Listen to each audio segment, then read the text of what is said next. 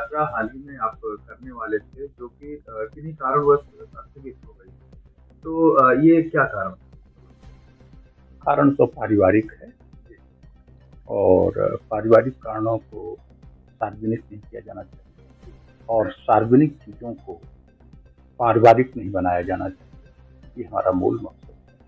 राजनीतिक सुधार यात्रा की आपने चर्चा की, तो ये तो 2 सितंबर 2021 से 2 अक्टूबर 2028 तक की है। निस्संदेह हमको 28 सितंबर को तीसरे चरण के रूप में निकलना था, जो फिलहाल निलंबित है। शीघ्र ही दीपावली बाद इस तीसरे चरण की हम घोषणा करेंगे। इसको कैसे हम सर, इसका उद्देश्य क्या है? उद्देश्य बड़ा स्पष्ट है।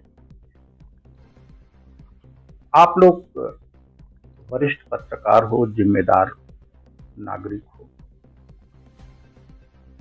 आप स्वयं के दिल पर हाथ रख के पूछिए कि आप दिन भर में 10-20 राजनेताओं को देखते होंगे, एनालाइज करते होंगे। क्या आप कितने % राजनेताओं के आचरण से, व्यक्तित्व से आप प्रभावित?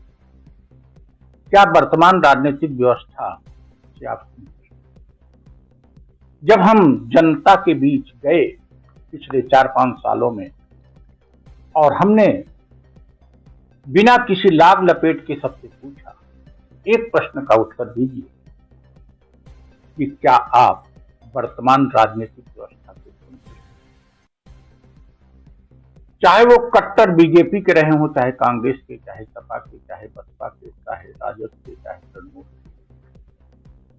चाहे 5 किलो अनाज पाते हों, चाहे आवास पा गए हों, चाहे बुजुर्ग हों, चाहे नौजवान हों, चाहे बच्चे हों, चाहे छात्र हों, चाहे किसान हों, सबने यही कहा कि भैया संतुष्ट हो वर्तमान राजनीति। आपको क्या लगता है, कोई एक कारण जो है और ये होना चाहिए था? मतलब 10 साल का कार्यकाल हो गया केवल एक को दोष मैं नहीं दूंगा। ये पराभव धीरे धीरे सतत हुआ है, जो नरेंद्र मोदी जी के कार्यकाल में बहुत तीव्रगामी हो गया। इन्होंने बहुत तेज कर दिया। ये पराभव तो पिछले 3 दशकों से चल रहा है।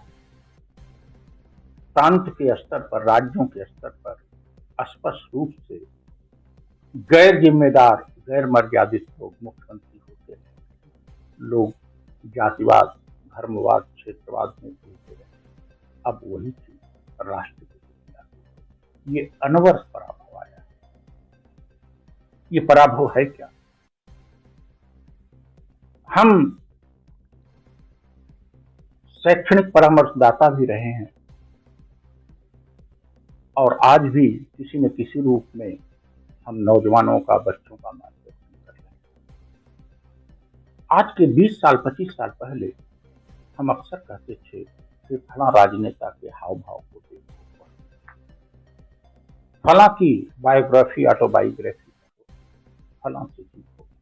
लेकिन आज हम ये नहीं कह सकते प्रधानमंत्री को सुनो और सीखो, क्योंकि प्रधानमंत्री को सुनेगा और उनको सीखेगा तो वो झूठा हो जाएगा, अमर्यादित हो जाएगा, लंबा हो जाएगा। यह बहुत जो कांग्रेस की अंतर्दृष्टि से जो बार बार राहुल गांधी के स्टेटमेंट आए देश में अभी की सावरकर को लेकर कि मैं सावरकर नहीं हूँ, सावरकर को बीजेपी जो है एक लीडर के रूप में प्रस्तुत, एक हीरो के रूप में, तो कहाँ तक आप जो है इससे satisfied हैं? क्या ऐसा कांग्रेस को बयान देना? राहुल गांधी को इतिहास की और संस्कृति की, उनके इरादे पर हम संदेह नहीं कर रहे हैं। वो समझ नहीं है। सावरकर से अपने परिवार की तुलना वो क्यों करते? कहाँ जवाहरलाल नेहरू का सावरकर तो कामा फुल स्टॉप भी नहीं है जवाहरलाल नेहरू के योगदान के सामने। तो ऐसी स्थिति में राहुल गांधी स्वयं अपने परिवार को भूल कर रहे हैं, अपने पूर्वजों को भूल कर रहे हैं। राजनीति एक बहुत ही बड़ा चैलेंज है, खासतौर पर जब कोई नई एंट्री मारता है। काफी सालों से जो है आप अपनी पार्टी को स्टैंड करने में लगे हुए हैं। अभी लोकसभा चुनाव आ रहा है, कहते हैं कि अब नई पार्टियों ने काफी जो है अपनी जगह बनाई। कई पार्टियां मानवीय भारत पार्टी को स्टैंड करने के लिए कितना बड़ा चैलेंज आप महसूस कर रहे हैं, कैसे इसको हमको जगह नहीं बनाना है, हमको राजनीतिक व्यवस्था बनानी है। हमारी जगह बनेगी तो पूर्ण बनेगी। हम एक कोने में और एक कुर्सी लेके बैठना नहीं चाहते, हम मंत्री नहीं होना चाहते, हम विधायक नहीं होना चाहते। हमारे पास पूर्ण सत्ता चाहिए और जिससे हम राजनीतिक व्यवस्था में परिवर्तन कर सकें। इसलिए हमको जगह बनाने की जरूरत नहीं है, हमको पूरा का पूरा कमरा चाहिए, पूरा का पूरा विधानमंडल चाहिए, पूरा का पूरा संसद चाहिए और सभी वर्गों का, सभी जातियों का।